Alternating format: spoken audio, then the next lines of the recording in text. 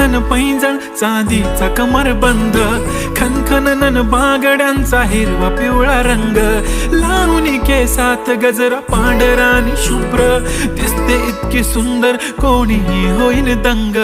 काळी बिंदी काळी कुर्ती घालून आली ती, बोलली अहो भेटाना नदीच्या काठीशी, होले होले आली ती माझ्या पाठीशी, बोलली अहो भेटाना नदीच्या काठीशी.